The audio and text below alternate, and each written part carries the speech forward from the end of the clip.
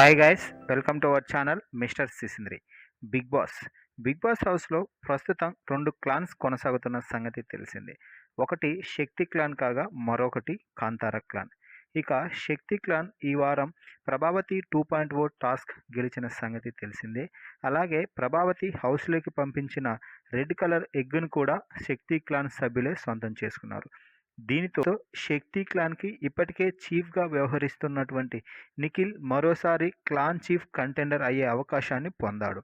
అలాగే మరొకరు clan chief contender అయ్యే అవకాశం రావడంతో ఆ రెడ్ కలర్ ఎగ్ని నిఖిల్ సోనియాకి ఇచ్చేశాడు. దీంతో సోనియా క్లాన్ చీఫ్ కంటెండర్ అయ్యే అవకాశాన్ని పొందింది. దీంతో వీరిద్దరిలో ఎవరు కొత్తగా శక్తి టీంకి చీఫ్ అవుతారో అంటూ బిగ్ బాస్ ఒక టాస్క్ పెట్టడం అయితే జరిగింది. ఈ టాస్క్లో ఎవరైతే విజయం సాధిస్తారో వారే శక్తి టీంకి కొత్త చీఫ్గా ఎంపిక అవుతారని బిగ్ బాస్ చెప్పాడు. అయితే టాస్క్ మొదలయ్యే ముందు సోనియా వచ్చి నిఖిల్తో మాట్లాడుతూ, అరే నాకు ఈసారి అవకాశం ఇవ్వు, నువ్వు గత 3 వారాలుగా చీఫ్ అవుతూనే ఉన్నావు కదా అంటూ మాట్లాడితే నిఖిల్ మాత్రం ససేమిరా ఒప్పుకోలేదు. నేను టాస్క్లో నా పర్ఫార్మెన్స్ 100% అయితే ఇస్తాను, నువ్వు కూడా 100% ఇచ్చి నన్ను ఓడించి క్లాన్ చీఫ్ అవ్వు, నేనేమీ బాధపడను, కానీ నేను మాత్రం అస్సలు గివప్ ఇవ్వను అంటూ నిఖిల్ అయితే కరాఖండిగా చెప్పేశాడు.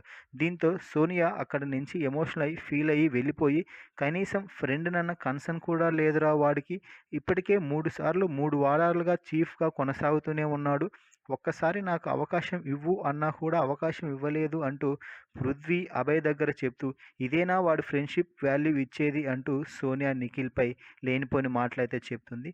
ఈ ఈ వ్యవహారం ఇలా కొనసాగుతున్న సమయంలోనే బిగ్ బాస్ వీరిద్దరి మధ్య టాస్క్కి సిద్ధం చేశాడు.